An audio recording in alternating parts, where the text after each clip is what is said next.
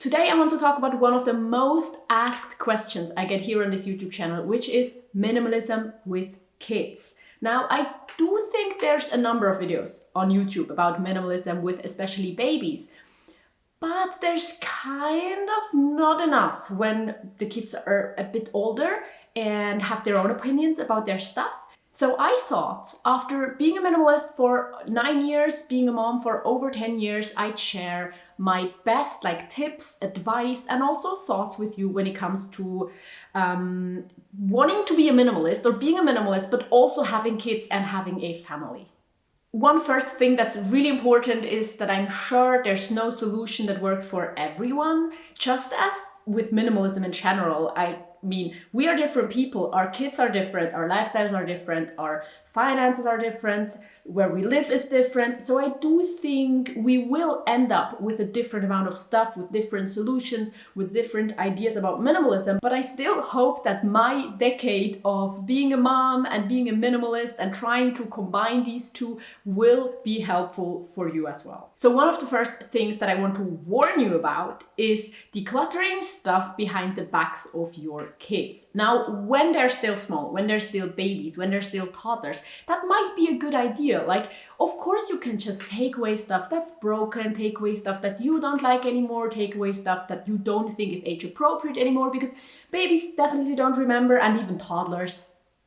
I don't know, I mean, that works for many families, but I think as soon as the kids kind of remember the stuff they own, I would strongly advise you against taking away toys and decluttering toys without the consent and behind the backs of your kid or of your kids. Because I think that can foster a certain amount of anxiety about stuff, that can provide a mindset of I need to grab onto my stuff. I can never let go because I don't know when it's gonna go away. I don't have control over my stuff. It's random, stuff is taken away, stuff vanishes from my life. And I don't think this is gonna be a good idea if you want your kid to participate in any amount of decluttering. So I think that is one important thing, even though if it's sometimes tempting to maybe just say oh, this is junk, let me just declutter it. I would strongly advise you to do it with your children and to not just make the decision for them. And I think now it's really necessary to follow up with this thing that is also really important and has been really, really important for me as a mom during the past maybe 5 or 6 years. And that is don't force them to be minimalists, because your kids is a different person than you. As much as your partner is a different person, as much as your parents are different people, yes, you can have an idea about what would be good for them, but I don't think it's a good idea to try to force your ideas about stuff, about ownership, about the perfect life onto your kids. In my household, that resulted in only me being a minimalist for the longest time, because I was the one caring about decluttering and having a small amount of things. And then of course, when it comes to kitchen things and things we all use, we can find compromises, but I am not the person telling my partner or my kid what they should get rid of, because it is their stuff. And as much as I want them to accept that I declutter certain things that they maybe wouldn't declutter, I accept that they want to keep certain things that I maybe wouldn't keep. And I think there it really depends on your life situation. If you are planning a move overseas, then I do think all of the family members kind of have to work together and kind of have to declutter a lot of stuff.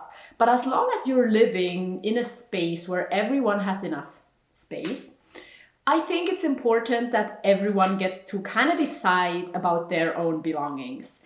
And so while it might look very interesting and amazing seeing these families on YouTube, if that's a goal for you, that all live very, very minimalist together and they don't belong a lot of stuff and their kids' rooms are super tidy because they don't own a lot of toys, depending on your kids, I think it's better to just let them keep their stuff.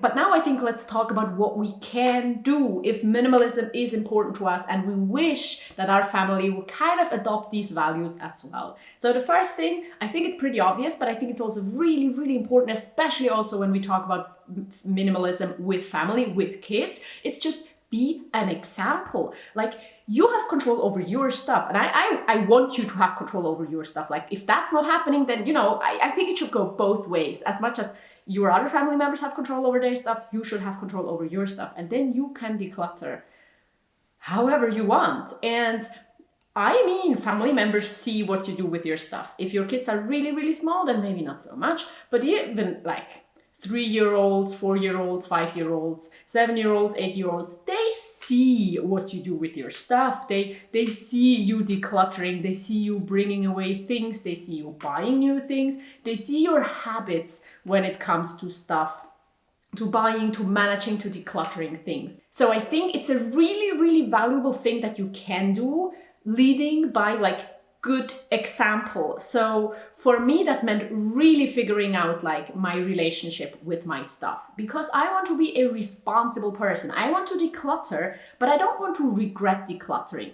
I want to be able to buy things, but I want to do it intentionally. And I think that is really important to see for a kid, to see that I'm not like an emotional declutterer or emotional shopper, maybe, to see that the value my stuff has is like, it's there, like, yes, I appreciate my stuff, but then also that I don't seek happiness from my things, that shopping is not an addiction, that all of these things, our relationship with stuff, I think there we can really lead with a good example, and that can have many positive impacts on our kids and will higher the chances that they will have a good relationship with their belongings, no matter if it will make them minimalist or not. And I think going a bit further, like the next step can be actually teaching them about having a good relationship with stuff and not having unnecessary things.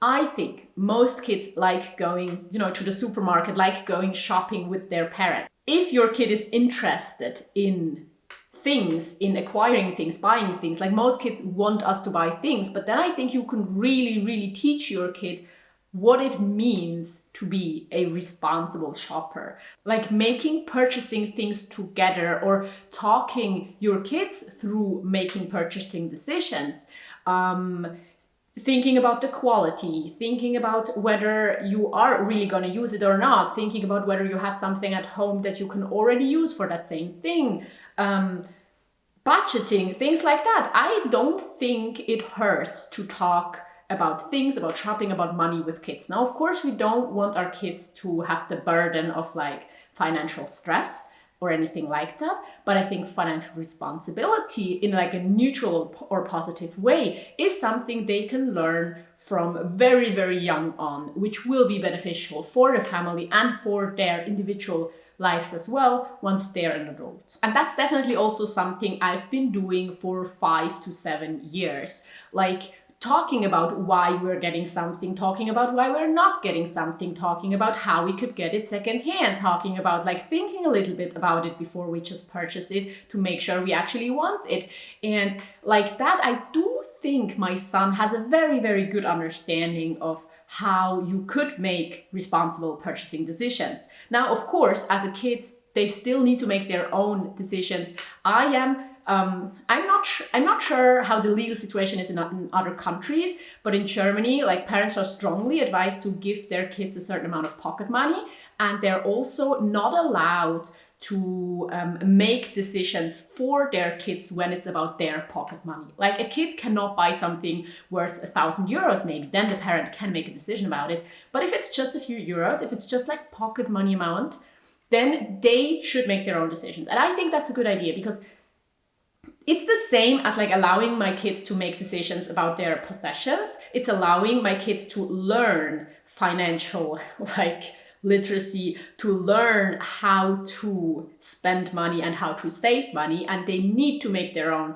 decisions and experiences, and I can help them along the way, of course, but also respecting that they are a different person and that they have to become an individual that can make their own decisions, I think is really important and can start from very young on. So overall, I just think it's really, really important to help children become their own people and their own adults, making their own responsible decisions. But I think it's also okay to every now and then just tell them, I told you so, if they're searching for something and they have just so much stuff that they can't find them. And then, of course, help them search and offer them to help them declutter if they want, maybe. And if you really want to help your kids declutter and make some progress and you really want them to own a little bit less things, then I think it would be good to have good reasons for that. Something a lot of families do, I know, is decluttering before Christmas. And I don't think that's a bad idea. And then there's a good reason. Like, you will most likely be getting a lot of new toys. And so why don't we go through your toys and see if there's something that you don't need anymore?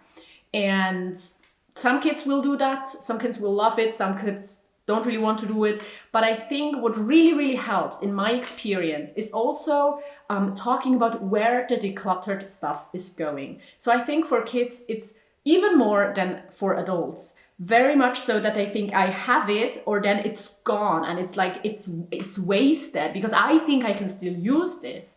And yes, of course, if your kid really still wants to use something, then as I said before many times, like let them just keep it.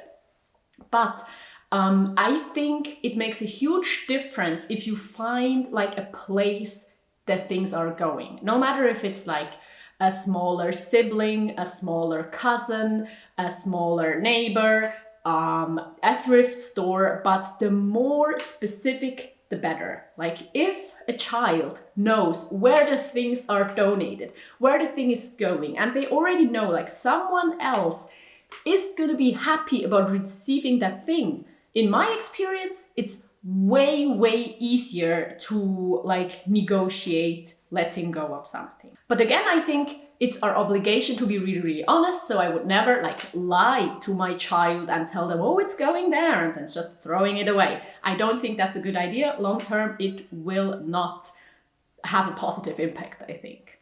And then there's one last incredibly important thing. And that's just be patient. Be patient. And I think the more patient we are as parents, the better we will see our kids becoming responsible teenagers, responsible adults. Because at some point, most kids want to get rid of their like small kid toys. At some point, most kids realize that decluttering can be a really positive thing, that they have more space in their room, that they can rearrange their room, have, I don't know, new colors, a new setup, new furniture, things like that.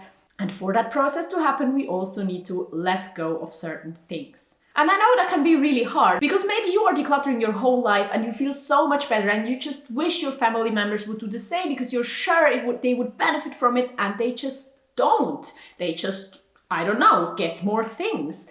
But on one hand, that would be okay because they're different people and my family members do not have to be minimalists as well. And on the other hand, if we just wait, so many people will come around, no matter if it's boyfriends, husbands, wives, friends, family members like sisters or your kids. And that also recently happened with my son. He came around, he wanted to declutter, I helped him. We had an amazing time. We're still in the process of decluttering, and that doesn't mean he's a minimalist now. It doesn't mean he's not allowed to have stuff. It just means that I can support him with the things that I know how to do, like declutter, and he knows that I can support him because he knows how much I've decluttered my life, but he also knows that he can trust me because I'm not gonna throw away the things that are important to him. And I think that is just really, really important because at the end of the day, I don't think minimalism in a sense of if you can make your family own less things will make your family happier. I think the thing that is beneficial for everyone is if we respect each other's things and each other's boundaries, and if we're there to help if they want support in their decluttering journey. But I do think our belongings, our stuff is something really personal, and no matter if it's as an adult because your spouse is having a very different opinion, or as a kid. I think we go through phases and we want to learn, and sometimes we just need time. And sometimes we will never want to declutter anything. And sometimes we'll be really, really grateful if we know we have this honest and supportive member of our family that can help us. And that's what I want to be. I just want to be an option, someone to ask for help if they need it, but never someone who forces them or who thinks bad about their stuff or about their decisions when it comes to their belongings. So this is the end of today's video. I hope you liked it, and let me know if you have other tips that helps your family declutter. And now I do want to link a video here that I hope you will check out. And I also want to say thank you so much to my patrons. They get an extra podcast episode every single week. So I hope to see you there or in my next video. Goodbye.